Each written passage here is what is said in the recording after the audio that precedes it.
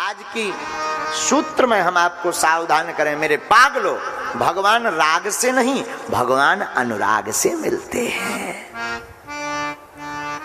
भगवान का जिनके प्रति प्रेम होता है, भगवान दौड़े चले आते हैं। जो अनुराग में भजता है, भगवान उनको दर्शन ही नहीं मिलते। भक्तमाल में एक चरित्र आया श्री धन्ना जाट जी का। एक श्री धन्ना जी महाराज भाई, किसान के बेटा। पंडित जी एक बार घर पर आए, एक आचार्य जी घर पर आए तो सालिग्राम की पूजा कर रहे थे। काले काले काले सालिग्राम जी, बढ़िया उनमें इत्र फुलेल लगावे, तिलक चंदन लगावे, बढ़िया तुलसी जी लगावे, बढ़िया भोग लगावे। और धन्ना जाट जी छोटे से बच्चे थे, राजस्थान में हुए, टोंक जिले में है, वहां पर इनका प्रादुर्भाव हुआ। श्री धन्ना जाट, भक्त धन्ना जाट, जाति के जाट थे।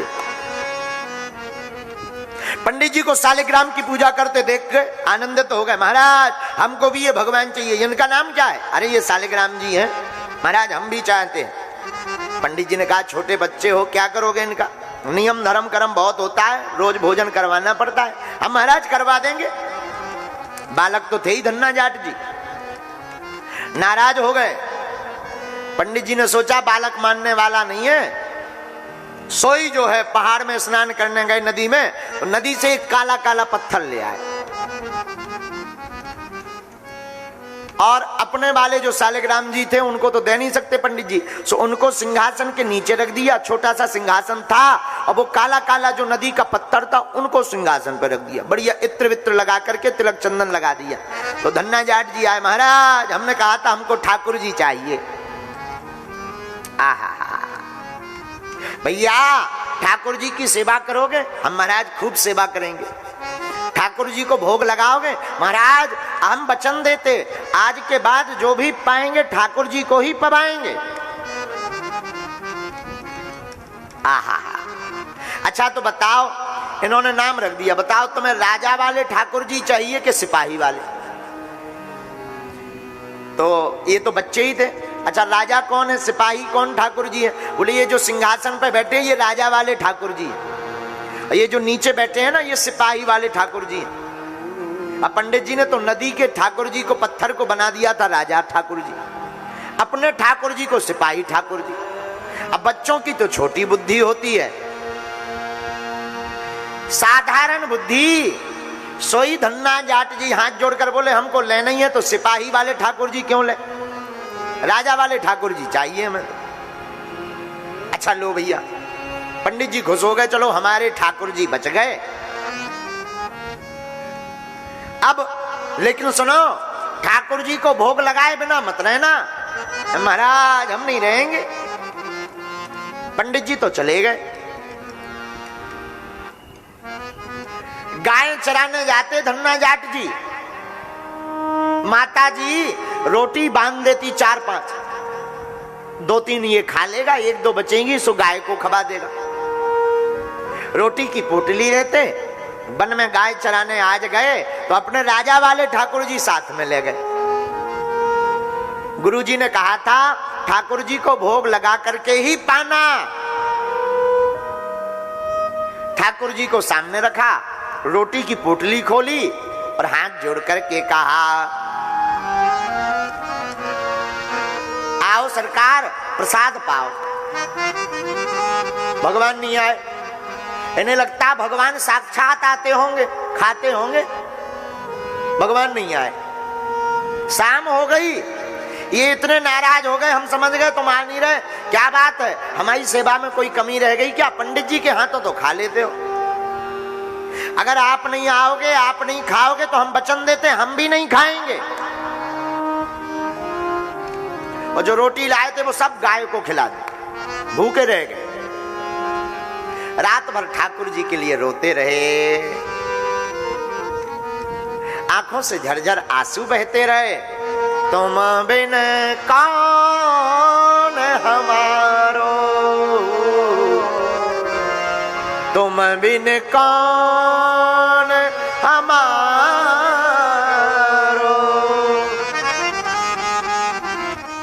हे गिरधर, हे गोपाल, आपके बिना इस संसार में हमारा कौन है।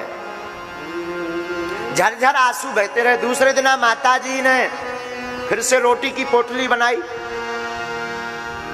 आज फिर गए गाय चरावे। अब तो भोजन कल से किए नहीं तो शरीर में कंपन हो गया शुरू, आंखें बार बार बंद हो गए। माता जी जब जाते समय पूछने लगी, क्या हुआ बेटा, तबीयत तो ठीक है? हाँ मां, तबीयत तो बढ़िया है। लेकिन झरझर करके फिर आंसू बहाते हुए बन गए। ठाकुर जी को रखा, पोटली खोली और फिर कहा, आओ गिरधारी, आओ गिरधारी, राखो लाज हमारी, राखो लाज हमारी, गिरधारी, राखो लाज हमारी,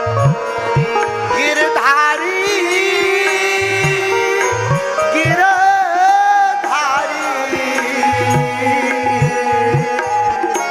राखो लाज हमारी, गिरधारी, राखो लाज हमारी। और कहते, तुम बिन हमरो कौन जगत में, तुम बिन हमरो कौन जगत में, तुम बिन हमरो कौन जगत में, तुम बिन हमरो कौन जगत में, टेक यही बनवारी, आओ टेक यही बनवारी,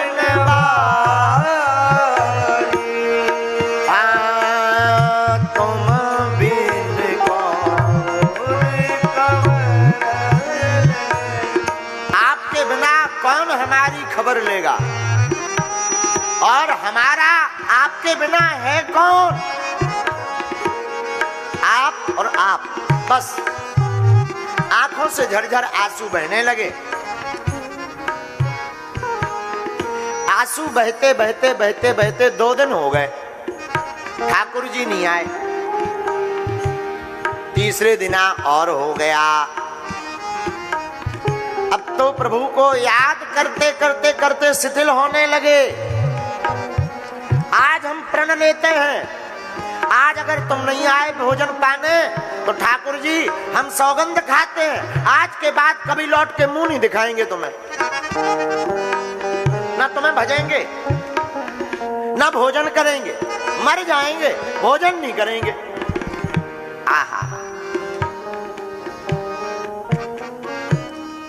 भगवान को नहीं देखा गया, भगवान सरलता पर खींच गए। देखो भैया, भगवान बुद्धिमानों को नहीं मिलते, भगवान विद्वानों को नहीं मिलते। हमारे ठाकुर जी तो ऐसे भोले भाले भक्तों के घर ही दौड़े चले आते हैं। भगवान आ गए। कहो भैया धन्ना जाट जी कैसे हो? सरकार आपकी बड़ी कृपा और आप पधार गए, लेकिन इतने दिन क्यों लगाए? कोई कमी रह गई होगी हम में। आहा, हाथ से प्रसाद पवाया ठाकुर जी को। सरकार आप लगते बड़े सुंदर हो, मन है कि एक बार हम आपके गले लग जाएं। भगवान बोले नहीं, अभी नहीं, हमारी पूर्ण कृपा तब होगी जब तुम हमारे परिपक्व भक्त बन जाओ। अच्छा, तो सरकार ये परिपक्व भक्त कैसे बनते हैं? एक काम करो, काशी जाकर के आदि जगत गुरु श्री रामानंदाचार्य जी से तुम दीक्षा ग्रहण करके आओ, फिर तुम पर कृपा होगी। अच्छा, भगवान बोले एक बात और, हम काऊ को कर्जा अपने ऊपर नहीं रखते, ऋण चुका देते हैं। तो तुम्हारा भी चुकाएंगे, तुम हमें भोजन कराते हो, बताओ कोई काम करेंगे हम तुम्हारा। भगवान बोले अब कौन सा काम करोगे आप हमारा? ठाकुर जी बोले कोई भी बताओ। श्री धन्ना जाट जी बोले हमारे पास तो कोई काम नहीं है।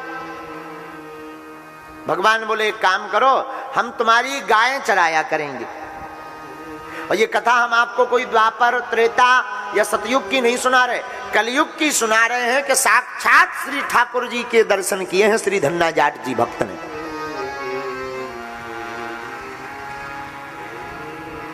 आहा हा, क्या कहना।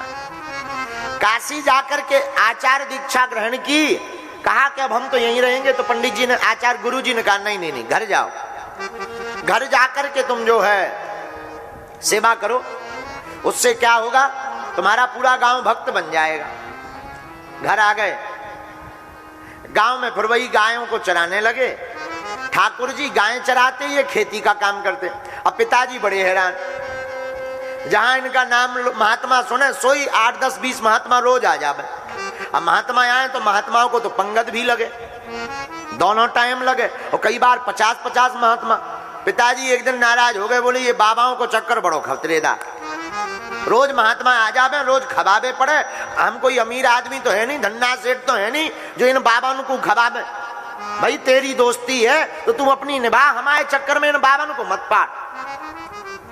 और अगर आज के बाद बाबा जी हमारे घर में आए तो लफड़ा हो जाए। धन्ना जाट जी बोले ये बड़ो लफड़ा काकी हो जावे, एक काम करो, तुम यहां नहीं रहोगे, खेत पे रहो। बोने के लिए बीज दे दिया, जाकर के ये खेत में बुबाई करो, खेत में कटाई करो, गहाई करो, और वहीं आनंद के साथ रहो। धन्ना जाट जी ने गाड़ी में रखे दाने, बुबाई का बीज, और गाड़ी में लेकर के चल ही पड़े कि रास्ते में श्रीमन नारायण नारायण नारायण, श्रीमन नारायण नारायण नारायण, भजमन नारायण नारायण नारायण, भजमन नारायण नारायण नारायण, श्रीमन नारायण नारायण नारायण, श्रीमन नारायण नारायण नारायण, श्रीमन नारायण नारायण नारायण, नारायण नारायण। महात्मा मिल गए, अरे भक्ति जी की जगह हो, भगत जी की जय हो, भगत जी की जय हो। धन्ना जाट जी ने दंडवत प्रणाम किया, अरे महात्मा हो आपकी जय हो, आप सबके दर्शन हो गए, आनंद आ गया महाराज। महाराज भोजन पाएंगे? महात्मा बोले भोजन तो नहीं पाएंगे, हम कुंभ में जा रहे हैं, कुछ राशन पानी हो सो दे दो, वहीं रास्ते में हम लोग खा बना लेंगे। धन्ना जाट जी बोले महाराज राशन पानी तो नहीं है, बुबाई का बीज है। तो बोले वो ही ले आओ। तो जो बुबाई खेत में होनी थी वो बाबाओं को करवा दी। ले महात्माओं पाओ। सब महात्माओं को जितनी बुबाई का बीज था सब बांट दिया, और ये भी संतों के साथ खूब कीर्तन किए। अब सोचा कि पिताजी डांटेंगे, सो जहां महात्मा बैठे थे वही रेत ली और जाकर के हल जोता, ताकि अगल बगल के किसान बता दें कि बुबाई तो भई है। बाद में जब बीज नहीं जमेंगे तो कह देंगे पानी नहीं लगा, बीज खराब था। तो रेती ली, रेत कंकड़ पत्थर लिए और हल जोते, बगल के किसानों को दिखा दिखा करके बोले भैया देखो बुबाई हो रही है, बुबाई करते जावे। वापस आ गए। अब ये कभी देखने गई नहीं, इन्हें तो पता ही था कि जाने का। अब बीज डाला हो तो जाए, अब रेत जमने वाली तो है नहीं है। पिताजी बोले बोआए, धन्ना जाट जी बोले बहुत अच्छे से बुबाई हुई, भगवान की ऐसी कृपा। आज तक ऐसी बुबाई किसी किसान ने नहीं की पिताजी, जैसी हमने की।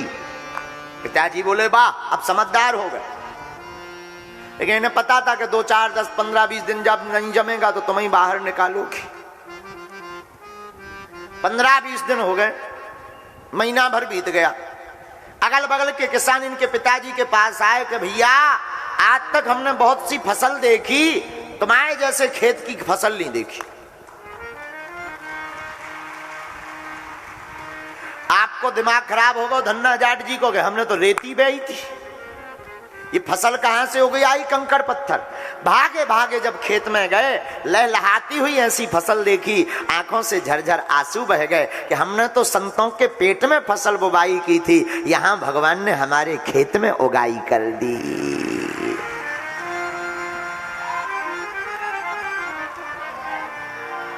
खूब जय जयकार करने लगे, संतों की जय जयकार करने लगे। जब पूरी कहानी पिताजी को पता लगी तो पिताजी बोले ये तो बढ़िया सौदा है, खवाओ किसी और को, निकले कहीं से, ये बढ़िया सौदा है।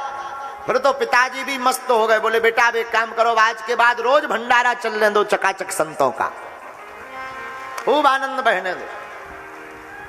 और भगवान की कृपा भाई, इस कथा का आशय है हमारे पागलों, जो संतों के प्रति, महंतों के प्रति, अपने गुरु के प्रति, अपने इष्ट के प्रति निष्ठा रखता है, ठाकुर जी उस भक्त की लज्जा बचाने को नियम तोड़कर चले आते हैं।